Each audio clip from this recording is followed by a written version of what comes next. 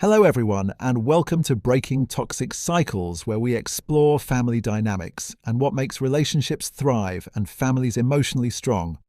If you found yourself here, welcome. If you're a returning viewer, subscriber, thank you.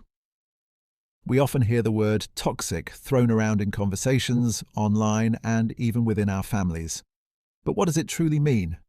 Sometimes it isn't about being bad people, it's about unhealed people, repeating what they once learned in survival. Family toxicity doesn't begin overnight. It's built silently through patterns of control, silence, manipulation, or fear passed down through generations. You see, a parent who withholds affection may once have been a child who never received any. A sibling who always competes might be fighting invisible wounds of neglect.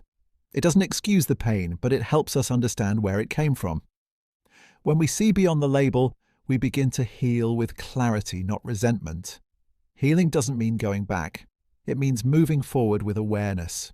So, if you've been labeled the difficult one for setting boundaries, or the quiet one for choosing peace, remember this: you're not breaking your family. You're breaking the cycle. Because true love is not about keeping the peace at all costs. It's about creating peace that's real. Hello, beautiful souls. Welcome back to Breaking Toxic Cycles, a space where we talk about family, healing, and finding peace within the people who shaped us. Today, we're diving deep into a subject that many people whisper about, but few truly understand: family toxicity. And more importantly, how we can look beyond the label to understand what really lies beneath it. Because sometimes, calling someone toxic is easy, but understanding why they became that way, that's where real healing begins. Toxic has become one of those words we toss around lightly, but in truth, it's not just about bad behavior, it's about emotional environments that drain your peace, silence your truth, or make you feel small. It's the constant criticism, the manipulation hidden as love, the guilt trips that make you second-guess your worth. And when this happens inside a family, a space that's supposed to be safe, it cuts even deeper. But toxicity doesn't start overnight. It grows quietly from unhealed wounds, from generations that didn't know how to love any better than they were loved. Let's pause here and think about this. A parent who never learned how to express affection might raise children who crave it their whole lives. A caregiver who controls everything may once have felt completely powerless as a child. Family patterns repeat because they feel familiar, not because they're healthy. And what feels familiar often feels safe, even when it's not. That's how cycles of emotional neglect, silence, and control pass through generations, quietly, invisibly, until someone decides, this ends with me. Maybe that someone is you. Toxicity in families often hides behind smiles and Sunday dinners, but underneath, you might feel it in subtle ways. When you leave family gatherings emotionally drained. When speaking your truth feels like starting a war.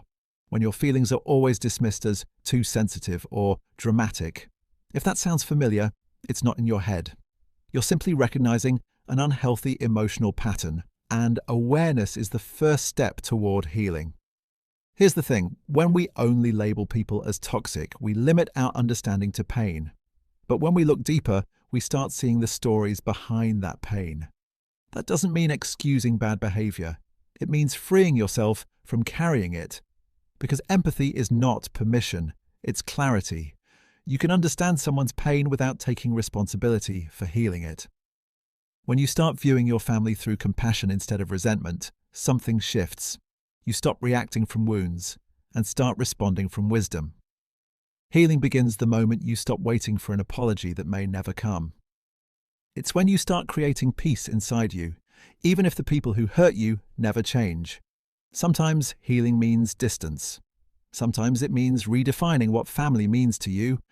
And sometimes it means simply saying, I love you, but I also love myself enough to walk away. Remember, you can break the cycle without breaking your spirit. You can heal without hating. As you move beyond labels, here's what helps. Boundaries.